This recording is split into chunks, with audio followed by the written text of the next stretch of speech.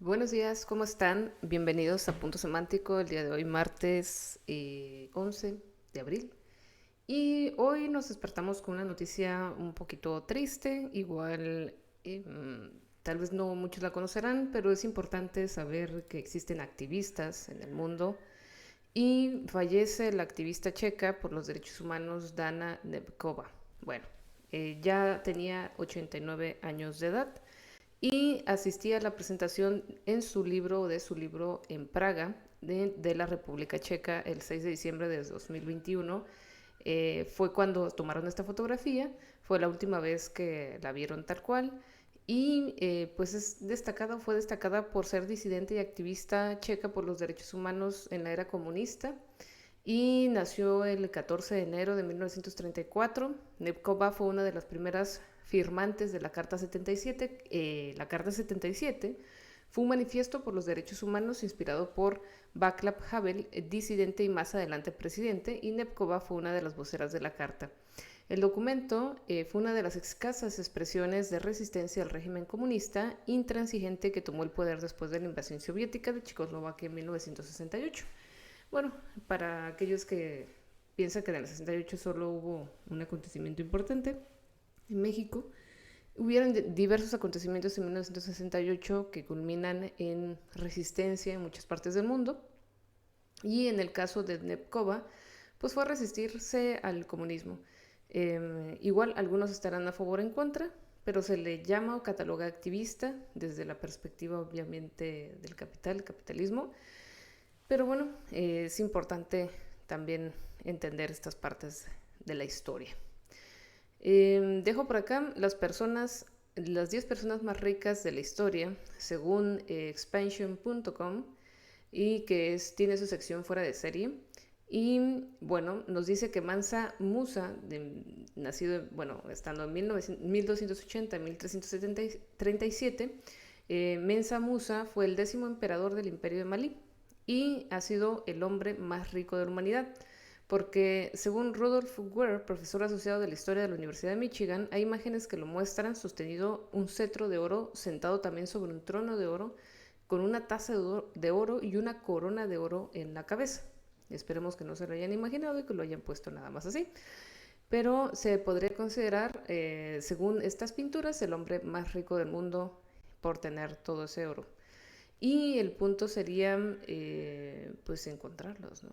En fin, César Augusto, del 63 años antes de Cristo al 14 después de Cristo, César Augusto fue el primer emperador y se considera o cataloga como el segundo hombre más rico del mundo, y su imperio generaba el 25% del PIB mundial, es decir, del Producto Interno Bruto, que quiere decir que manejaba pues la mayoría de las cosas en su propio imperio.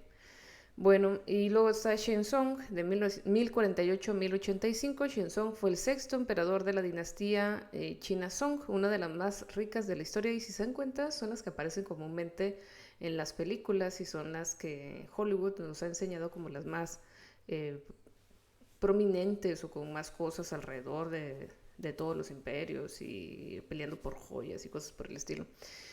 Y por otro tenemos Akbar el Grande, y este fue el tercer emperador mongol de la India, de 1542 a 1605, y su imperio representaba alrededor de un cuarto del PIB mundial, que también estamos hablando de un 25%. Y Losif Stalin, de 1878 a 1953, se consideró uno de los hombres más ricos del mundo por el hecho de que controló el país más rico del mundo y por eso pudo tener todo, absolutamente todo lo que quiso. La URSS estaba detrás del 9,5% de la producción económica mundial, que hoy equivaldría a 7,5 billones de dólares. Andrew Carnegie, de 1835 a 1912 en Estados Unidos, fue un emigrado de Escocia, de su natal Escocia, junto a sus padres, y trabajó desde muy pequeño en la Pennsylvania Railroad Company, y a los 20 años se convirtió en gerente de la misma compañía. Creó el Carnegie Steel Company en Pittsburgh, que más tarde se fusionó con la Federal Steel Company de Elbert H. Gary, y que con varias empresas más pequeñas hasta crear US Steel. Y bueno, se imaginarán a qué nos referimos con esta compañía. Junto con Rockefeller, que él inició el Standard Oil, que tiene que ver con las empresas de gasolina. Rockefeller es considerado, como ya sabemos, y hay algún tipo de conspiración relacionado con él, sobre su poderío con el petróleo y que esto luego lo llevó hacia el área de las farmacéuticas y pues se ha sido considerado uno de los hombres más ricos del mundo. También se ha dudado mucho de su, digamos, su moral, siendo partícipe de las guerras de la Primera y parte de la Segunda Guerra Mundial, apoyándolo. Y obviamente sus hijos, bueno, no obviamente, pero sus hijos o su hijo estaría apoyando la Segunda Guerra Mundial. Y Alan Rufus, el pelirrojo, también es considerado uno de los hombres más ricos del mundo, de 1040 a 1093, siendo inglés y era un aristócrata apodado el pelirrojo, que desempeñó un papel decisivo en la invasión de Inglaterra por parte del ejército. Y bueno, tenemos a Elon Musk, que se coló a la lista de los hombres más ricos en la historia y aparentemente sí se hace mucha riqueza en estos últimos tiempos, pero solo se queda en manos de uno, recuérdenlo. Y Gengis Khan, ¿han recordado a Gengis Khan? Pues Gengis Khan también tuvo a sus pies el mayor imperio de la historia, que se extendía desde Europa Oriental hasta el Océano Pacífico y desde Siberia hasta Mesopotamia. Nació en 1162, muere en 1227 y Gengis Khan suma a su lugar privilegiado en la lista de las personas más ricas. Y en su caso excepcional, pues no contaba con grandes riquezas, pero sí con una ingente cantidad de territorios bajo su mando, porque también los territorios suman a la economía, pensando en aquellos que no podemos comprar ni un terrenito. Bien, y por último, el día de hoy, pues, ¿qué puedo decir? Les voy a dejar con la disculpa que ofreció supuestamente, lo voy a poner así, supuestamente el Dalai Lama, tras pedir a un niño que chupara su lengua. Y según esto, el Dalai Lama, Tenzin Gyatso, ha pedido disculpas este lunes por un video en el que se ve como el líder religioso de 87 años pide a un niño literalmente que haga eso otra vez. Y bueno, le encanta estos tipos de notas, repetir una y otra vez lo que hizo. Ha circulado un video, bla, bla, bla, que muestra un encuentro reciente en el que un chico joven le pregunta a su santidad si puede darle un abrazo. Se lee en un comunicado. Las imágenes muestran al líder budista dando un abrazo y besando al menor, mientras escucha al público aplaudir y reír, que eso es lo más espantoso cuando el público, en vez de sorprenderse o parar, simplemente aplauden y ríen como si fuera pan para el circo. Justamente no creo que esto es a lo que se refiera el ejercer poder a través de pensar que hay un Dios que bajó sobre él y que él puede hacer absolutamente todo y que las formas de amor y de expresión son debidas en cualquier momento y a cualquier edad. Creo que va a seguir siendo una problemática y esto de alguna manera ha fomentado la pedofilia ya, a pesar de que se disculpe, eso ya no va a importar para muchas personas. Y podemos hablar de algunos escritores, filósofos, teólogos que han hablado sobre el Dios como permitiendo absolutamente todo. Entre algunos de ellos tenemos a San Agustín, tenemos a Santo Tomás de Aquino.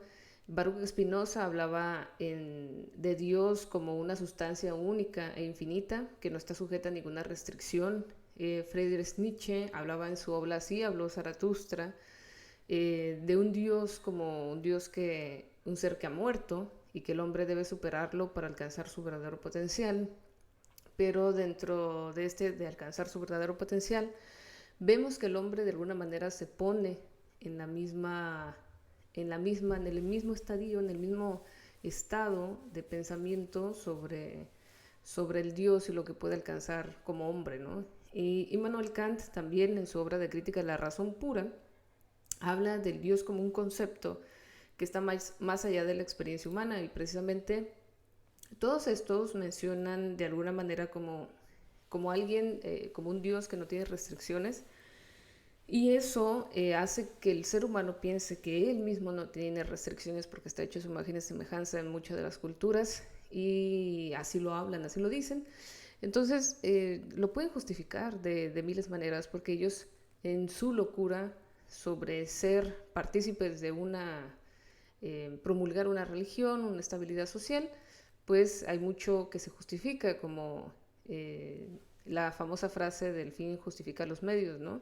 Y más o menos esto de abrazar a un niño, etcétera, sería un medio para dar un mensaje, pero no para todos es un mensaje correcto sobre, en realidad, nuestras limitaciones del mundo empírico, diría Kant. Pero bueno, eso es todo por el día de hoy. Espero que se haya entendido que pues no está bien, ¿no? No, no hagan eso. Y ya, eso sería todo por el día de hoy. Muchas gracias y nos vemos mañana. Bye.